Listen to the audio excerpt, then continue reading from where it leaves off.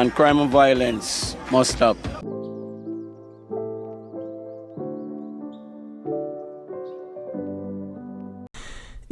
Good day, respect to everybody, forward back again, thanks for tuning back again to Nicardo Media House with the morning inside that, good day to everybody. Look, fresh updates on some players. Look, Amari'I out of contract. Most of you guys would have known that, but give you some transfer updates as what is going on. Look, connect with, one of my old friend, my old mate, Tyler, big up yourself from T-Boys TV in the UK, someone that cover Luton Town on a daily basis on every social media platform. You see him on Twitter, you see him on the Instagram, sorry, you see him on the Instagram Reels, you see him on the YouTube, the shorts, everywhere. So big up the T-Boys, someone that who is well connected in the Luton Town space, in the media group of information and what is really going on. So I link him and I got some information on what is going on around, Luton Town former player Amari'I. But guess what? He might be a former player for Luton Town, but he's a current player for the Reggae Boy.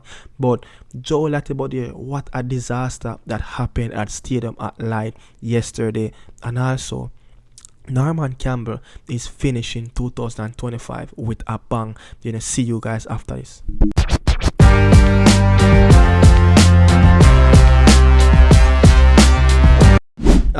Look, people, Amari'I, 4 seasons at Luton Town, 150 plus appearances for the football club and everything, got released. You would say, look, back-to-back relegation, it's a tough time for him. It will be a new journey, in the next couple of months coming. The transfer window will open soon, but also talking about the transfer window that will open very soon.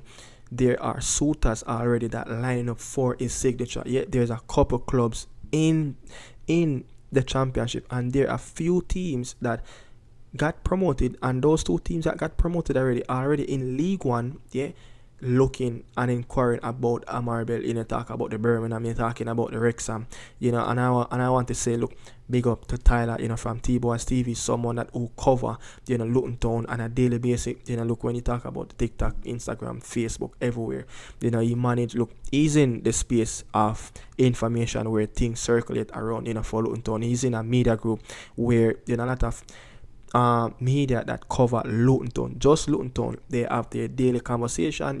A lot of information goes in those conversations as well in that group chat, and he managed to send a few information on Amari'I. But some of those stuff sent archives, some of the most important stuff, those stuff not supposed to get to the public space as yet, but Tyler managed to screenshot, archive it, and one clip view could have managed to just take a picture from it on another phone. But guess what? He told me the situation and he trusts me, so I have to make sure that, look, I keep his promise and I trust him as well. And these are the information that, look, the team that he's coming from, Blackburn Rovers, he's coming from Blackburn Rovers before he joined up with Luton Town. That club is in line, inquiring about Amari'I. There is no club at this moment is in advanced talk. Everything is at the basic at this moment. Clubs are just inquiring about him. Clubs are trying to see, what is his salary, what is, he's expecting, in his next journey and all of that. But the two League One teams that already got promoted also looking at Amari'I, Wrexham at this moment. Someone that like me, look, follow Wrexham, looking at the club. They also wanted left centre back. Yes, they wanted left centre back. They already have a very prominent left wing back, and that is James McLean.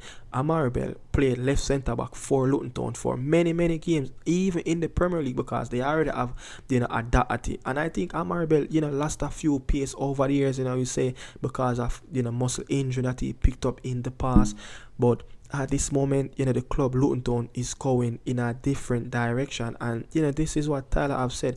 The club didn't renew his contract because they are moving from the experienced players. They want to go fresh and young, grow the academy, bring in younger players and grow from there. They're making a revamp within the club again, because look, back-to-back relegation, it's not an easy job, so they're removing a lot of the players that need to get removed, especially the players that are on high salary, and it will cost them a lot of money to retain but those players to play in League One football. So and I don't want to see Amari'I play League One football. I just don't want to see that, but again, the two clubs that got promoted from League One, they are suitors as well, looking at his option, and also clubs that in the championship. So hopefully he can make the right decision. Hopefully, a decision will come to the forefront before a ball kick off in the Gold Cup. I love for him, to find his new club before the Gold Cup start. And so I know it's going to be very difficult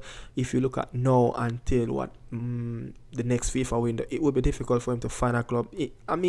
He would want to listen to offers. He would want to see which clubs, are coming in for him. And again, it's a very important year for all reggae boy players, but not just reggae boy players, but players across the globe that who have the expectation of their national team to make it to the 2026 World Cup.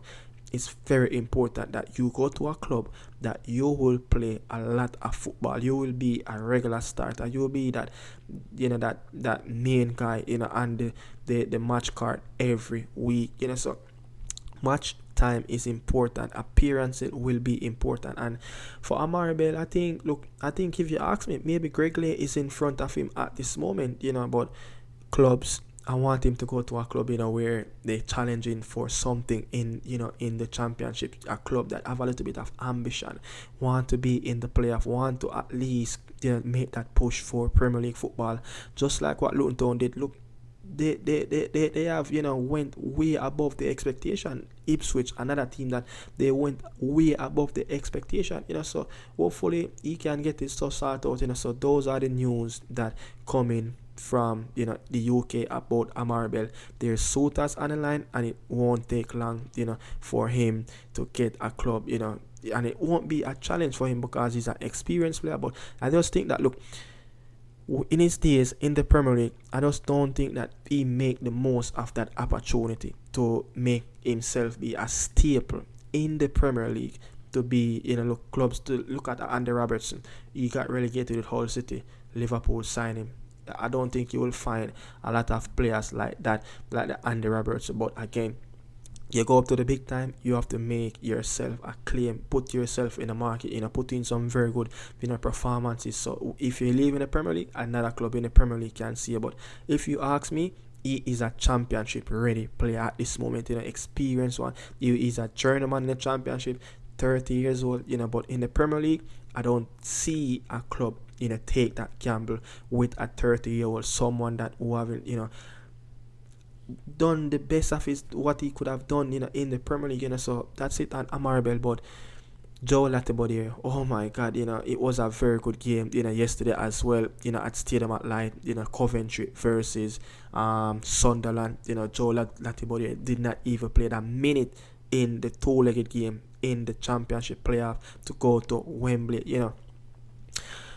Joe Lati, I just think he just found himself in an unlucky situation where the new manager brought in by Mark Robbins, he got sacked, I think 18 months later after he came.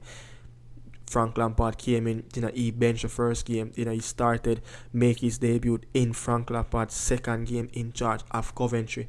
Then from there, he started to get a little bit of start, and then, everything just started to be a rotation, and then Frank Lampard just find, in players that he will trust, and look, Joe Lati have got so much game under Frank Lampard. Frank Lampard have managed around 33 games so far this season. Joe Lati start in 18 starts out of the 33 and played 21 games this season, for Coventry. And look, it could have been a lot more better, but again, with someone contract, will come to an end in 2027, so you have like 2 more years left back on his contract.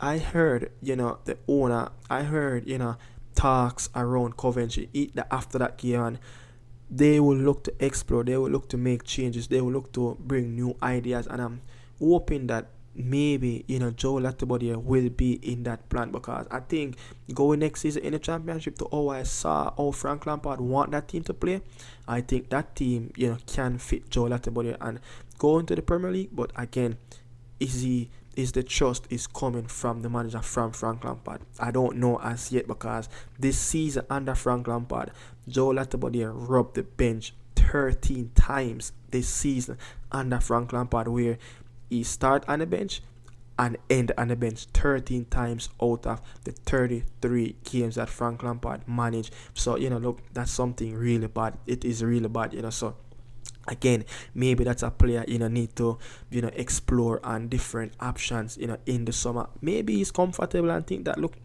different things is happening in around the club. He's comfortable and being that option off the bench. But again, I just don't see him getting enough start in a Frank Lampard team going forward. But look, I was expecting Coventry to make that push. It's just unfortunately that they can't see that goal in the 122nd minute of the game from Ballard, the Sunderland captain, late in extra time.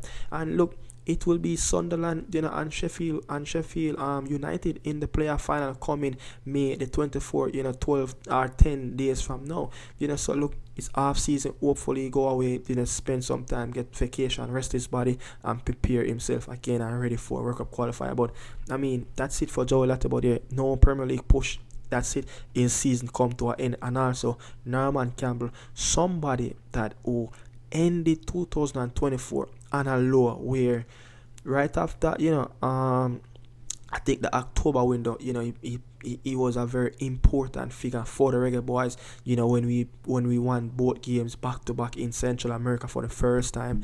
And after that he went on a dry spell where he's injured, he's been an out of the team, and different little changes. When I did look a bit of research, there's a little bit of changes in the backroom staff as well, so that didn't really do him much favor as well. But he's finishing 2025 on a high note. And when you talk about it, this year of 2025, he played 10 games, he started 7, 3 goals and an assist. Those 3 goals and an assist came in the last 6 games, so he's finishing well. And look, you can see the goal.